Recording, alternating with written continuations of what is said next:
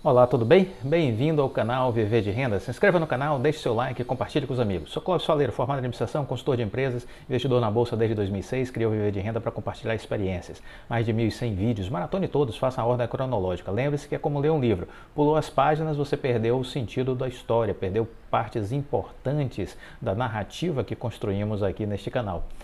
Aqui eu procuro trazer um pouco da minha experiência, 30 anos como consultor, 15 anos como investidor. É isso que eu disponibilizo aqui gratuitamente para vocês nesses mais de 1.100 vídeos. Maratone, vai valer a pena, você vai mudar o seu jeito de pensar e de agir, mudar de patamar.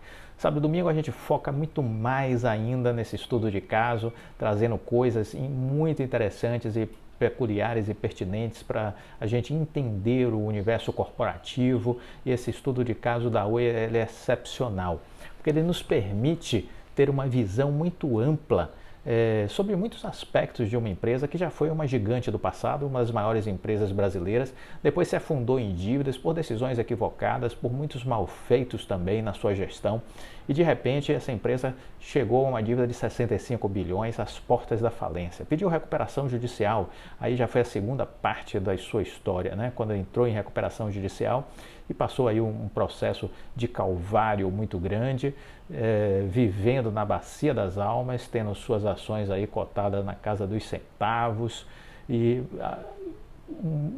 a vida começa a mudar, né, com a chegada do Rodrigo Abreu em 2019. Em 2020 tem um novo plano de aditamento aí aprovado em Assembleia Geral de Credores, um plano de recuperação, um plano estratégico muito bem executado em 2020 e 2021.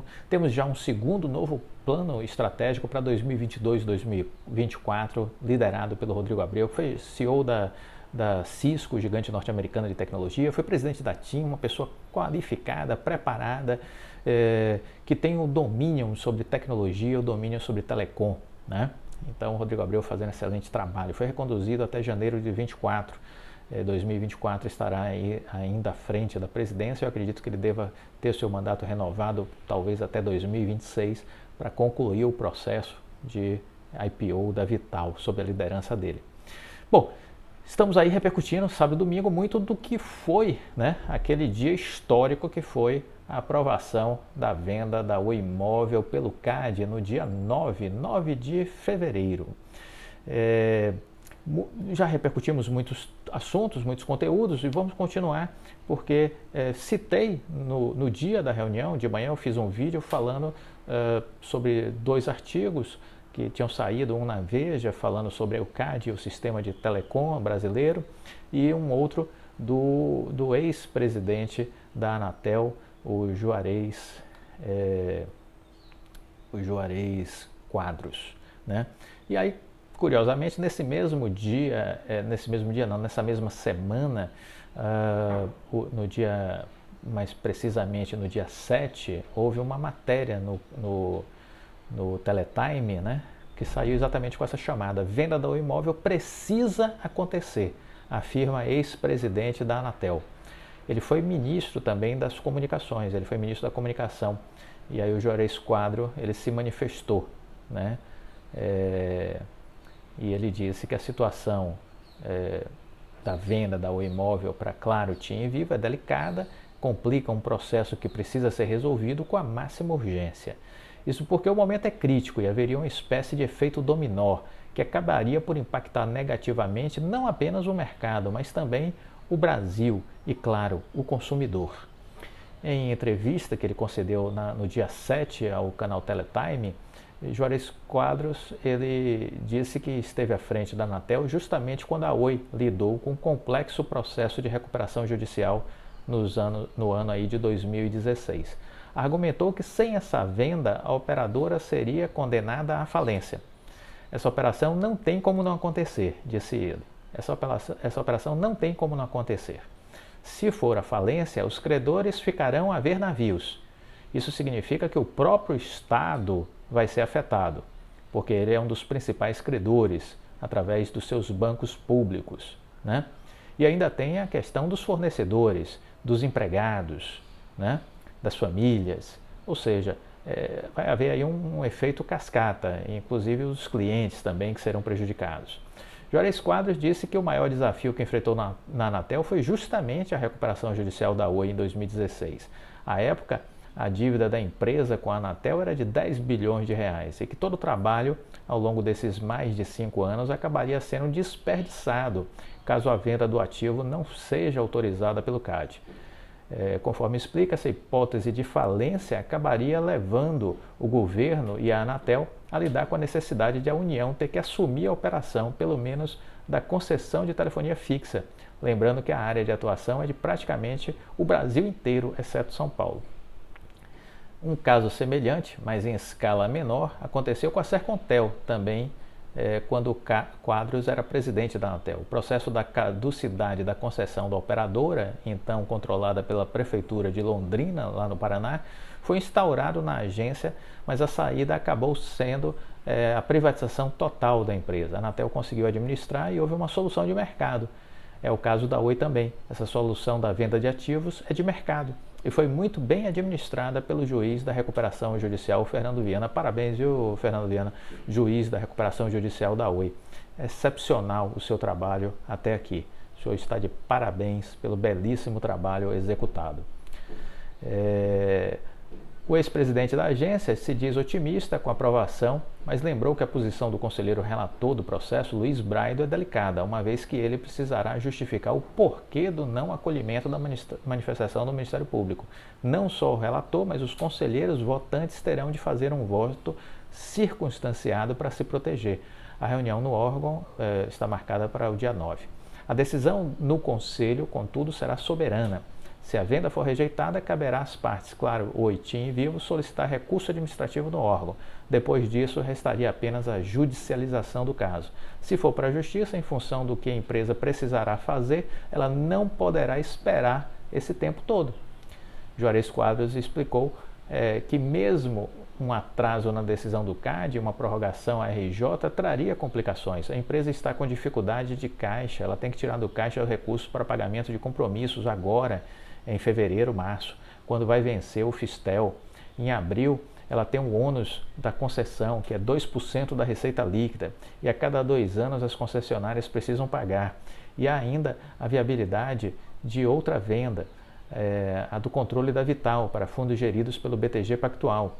E aí, inclusive, surgiu uma notícia que começou a transitar nos meios de comunicação, não sei se vocês viram, de que o BTG desistiria da compra da Vital caso o imóvel não fosse vendida, autorizada a venda, que o BTG daria para trás e desistiria da compra da Vital.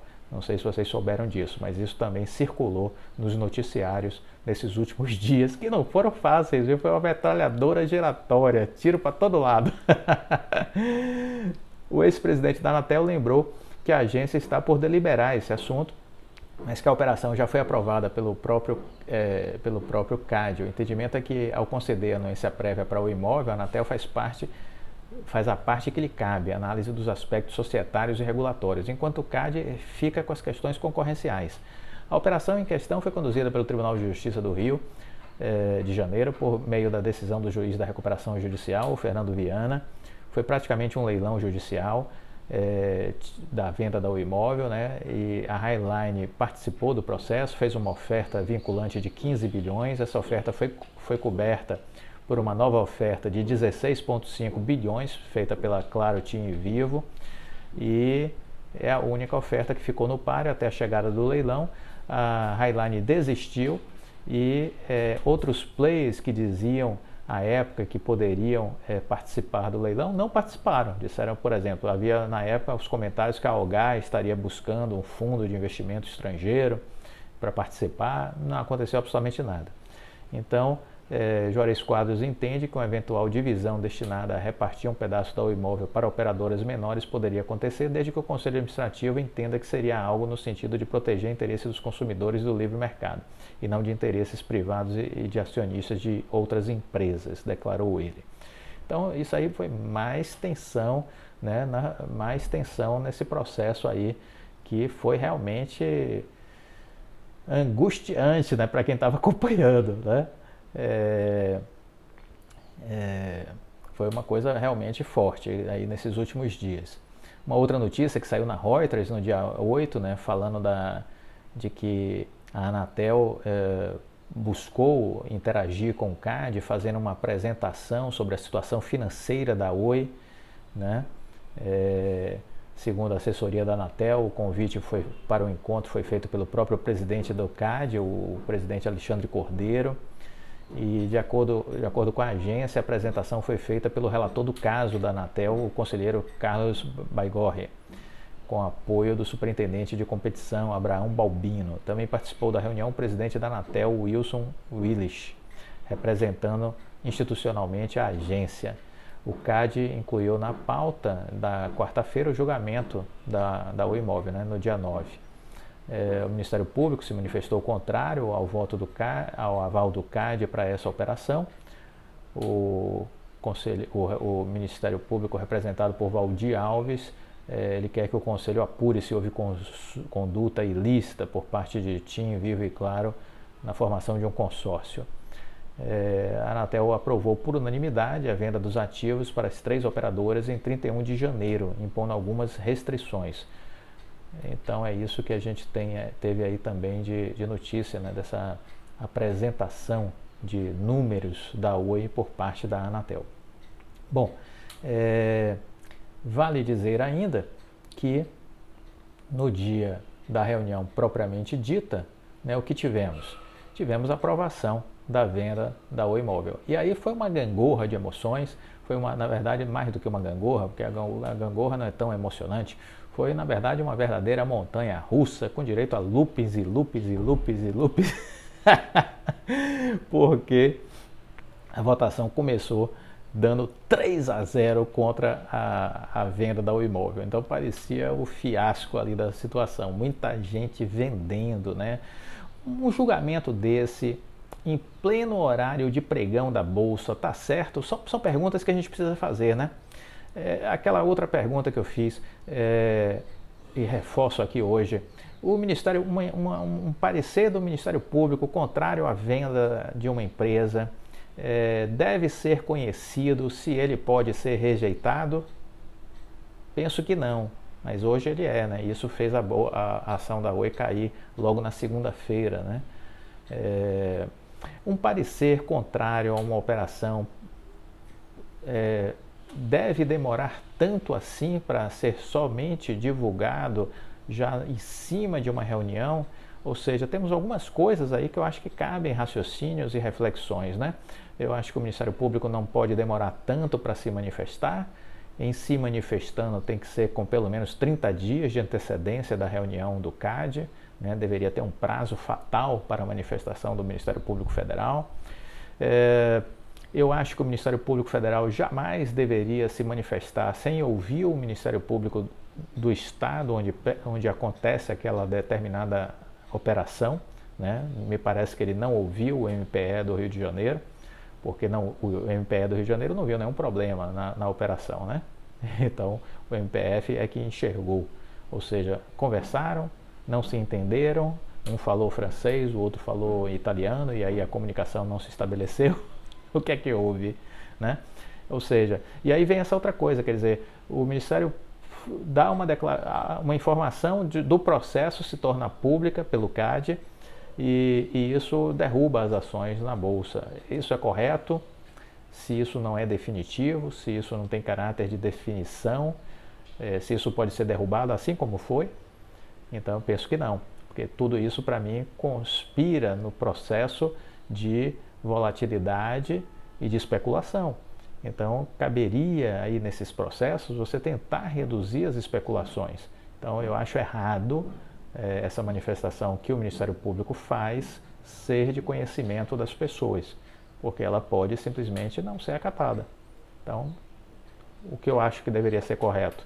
Isso ficaria em segredo de justiça, apenas para as partes envolvidas, e no dia do julgamento isso vai ser tornado público e ali você vai ter a decisão se aceita ou se não aceita a manifestação do Ministério Público. Acabou.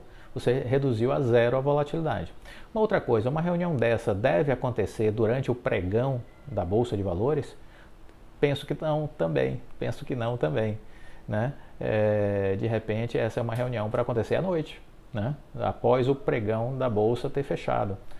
Então eu acho que isso é uma reunião que deveria acontecer no período que a Bolsa já não está mais funcionando, a partir das 18 horas, entendeu? Coisas para a gente refletir. São ajustes que eu acho que são bons para todos, né? Vale a reflexão. Bom, mas aí apesar dos 3-0, aí depois a gente começou a sorrir, né? Veio 3-1, veio 3-2, 3-3 e o presidente podia votar 2 vezes, o Alexandre Cordeiro, e ele fez 4-3 nessa virada excepcional no processo do CAD, né? Coube ao Alexandre Cordeiro desempatar. A gente já sabia mais ou menos que essa seria a posição do Alexandre Cordeiro. Ele já tinha dado entrevistas ao assumir a presidência do CAD de que isso era normal, que 17 dos 20 maiores países do mundo tinham apenas 3 empresas no setor de telecom e que isso não é problema nenhum. Esse factoide do triopólio foi a invenção do senhor Alexandre Braido, que contou com a simpatia de outros 2 integrantes do conselho do CAD. O que eu acho é que são pessoas que podem ter toda a expertise e formação acadêmica, mas que foram formados no século XX, nós estamos no século XXI e os seus conhecimentos precisam de atualização, de modernização. De nada adianta você ter uma formação do século passado que não combina mais com o momento que o mundo vive. E foi um pouco isso que eu interpretei com relação aos votos dos que foram contra a venda da Oi Imóvel. Eles não acompanharam a evolução do mundo, ficaram no passado. E o passado não pode decidir o presente, não pode decidir o futuro. Não é? O passado passou. Por fim, então, vamos aqui começar a repercutir isso. O CAD no dia 9 acabou, portanto, de forma emocionante tendo esse julgamento, aprovou a venda da Oi Imóvel, com o voto qualificado do presidente Alexandre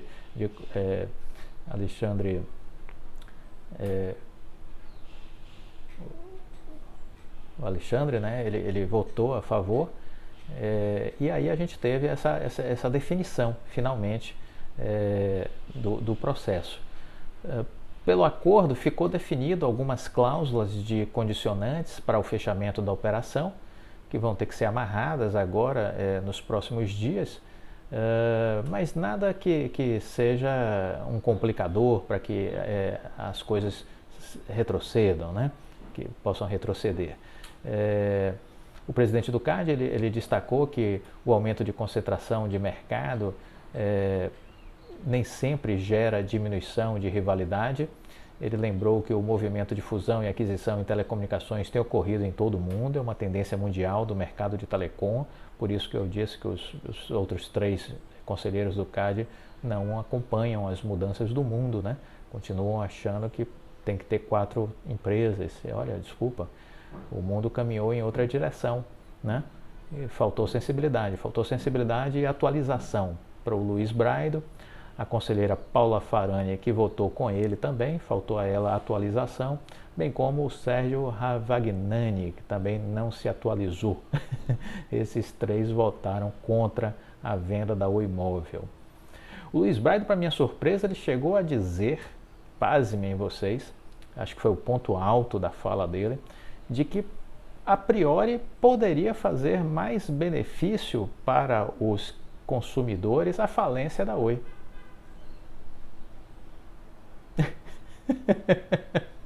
Eu pensei que não pudesse ouvir uma barbaridade como essa. Um representante público, né, pago com os nossos impostos, abre a boca para dizer uma atrocidade dessa. Uma atrocidade dessa. Desculpa. O CAD precisa escolher melhor os seus conselheiros. Precisa, né, escolher melhor. Definitivamente, isso foi uma aberração grotesca. Grotesca.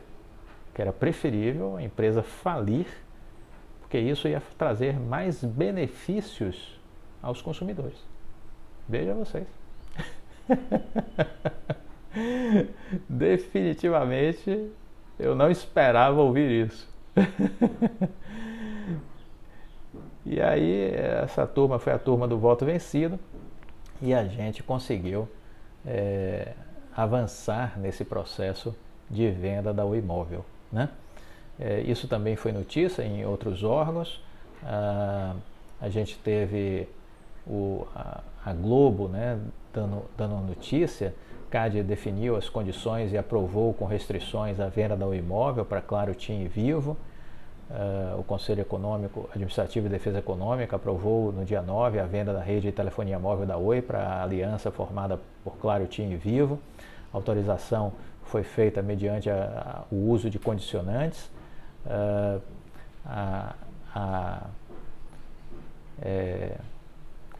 Foi feito um acordo de controle de concentrações que prevê alugar parte do espectro da Oi a outras operadoras, ofertar publicamente para venda de parte das estações rádio base da Oi, ofertar de roaming de voz, dados e mensagem para outras operadoras. Que mais? Durante a sessão, o relator Luiz Braido, ele votou contra a venda. Ele foi acompanhado pelos conselheiros Paula Farani e pelo Sérgio Ravagnani. E aí, depois disso, a conselheira, aí também os parabéns, viu? A conselheira Lenisa Prado. Ela refutou todos os argumentos dos 3 primeiros votantes. Eles votaram contra e fundamentaram os votos deles. E coube a Lenisa Prado, desmontar, desconstruir todos os votos anteriores a ela. Então foi excepcional o voto da Lenisa Prado. Olha, foi fantástico. Eu fiquei batendo palmas para a Lenisa Prado, porque ela realmente deu um show. A Lenisa Prado, abrindo a divergência em relação aos 3 que votaram antes. Ela desconstruiu tudo que eles disseram, ela foi rebatendo. Tudo que eles disseram, ela foi rebatendo ponto a ponto. Levou a 0. Foi muito boa a manifestação da Lenisa Prado. E aí depois ela foi acompanhada pelo Luiz Hoffmann e também pelo Alexandre Cordeiro, que é o presidente do CAD. Aí ficou empatado, 3-3, e aí ele tem direito ao que se chama voto de qualidade, como presidente do conselho, e pôde votar novamente em caso de empate, e aí ele desempatou, ficou 4-3. A Superintendência Geral do CAD e a área técnica do CAD já haviam recomendado a aprovação, mediante condicionantes, né? Então, foi isso que aconteceu, né? E aí agora a gente caminha para o encerramento da recuperação judicial da Oi, que foi, das empresas de capital aberto, a maior recuperação judicial da história do Brasil, das empresas de capital aberto. 65 bilhões de reais foi o montante da dívida que levou a Oi às portas da recuperação judicial, porque se assim não fizesse, iria falir. Méritos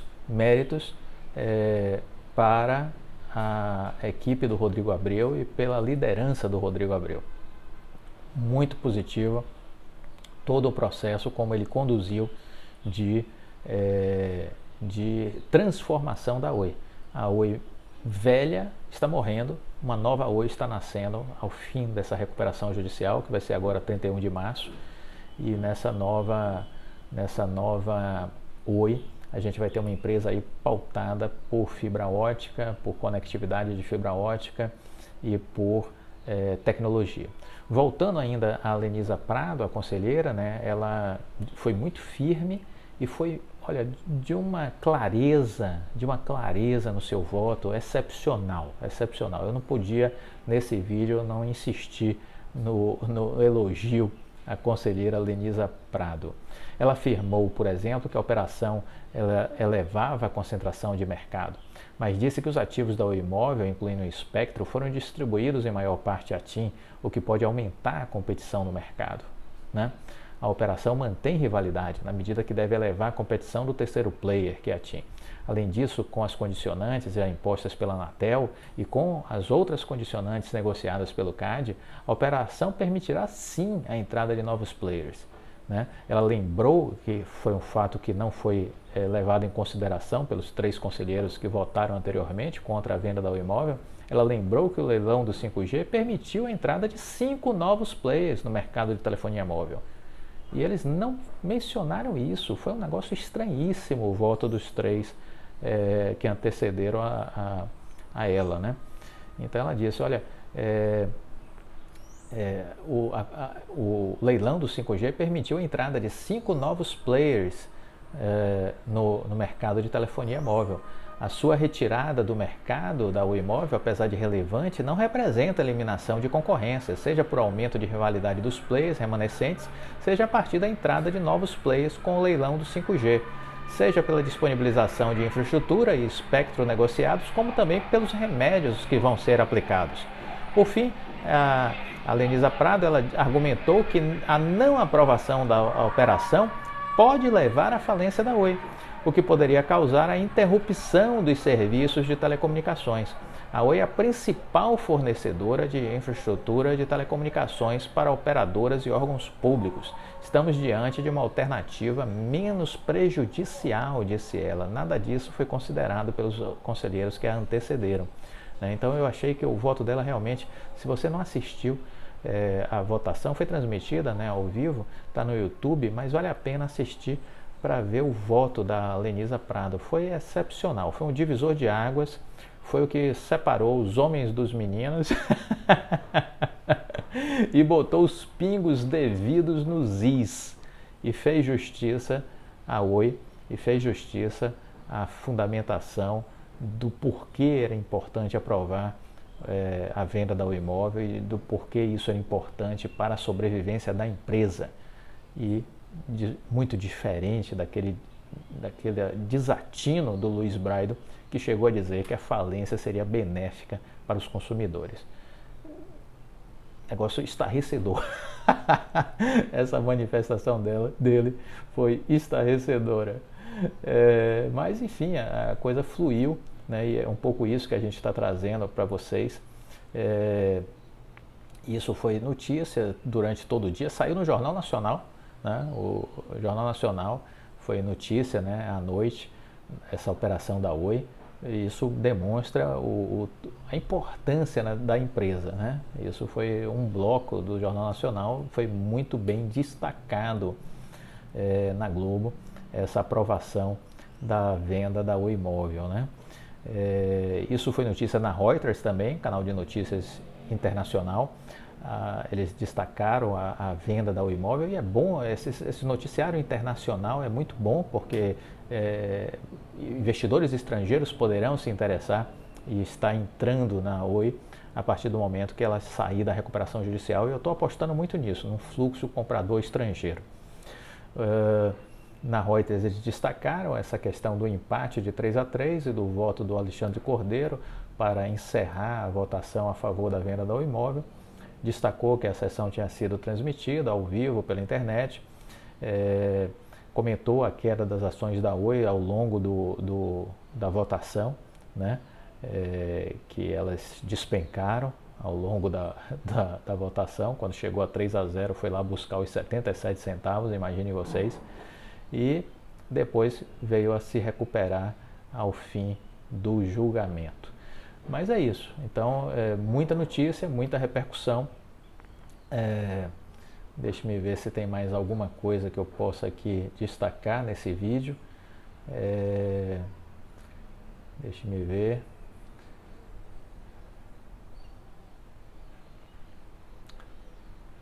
Não, é isso. Que toda a operação foi muito bem conduzida pelo Rodrigo Abreu. A equipe do CEO da empresa está de parabéns. Vamos entrar agora num novo capítulo na Oi, né? A recuperação judicial ela está se encerrando. Alguma dúvida de que se encerra 31 de março? Nenhuma. Essa é a data que a gente trabalha. 31 de março, fim da recuperação judicial da Oi. Então, põe aí na sua agenda. Um ótimo domingo para vocês. Fiquem com Deus. A gente ainda faz um novo vídeo ao longo do dia de hoje. Forte abraço, tudo de bom. Tchau.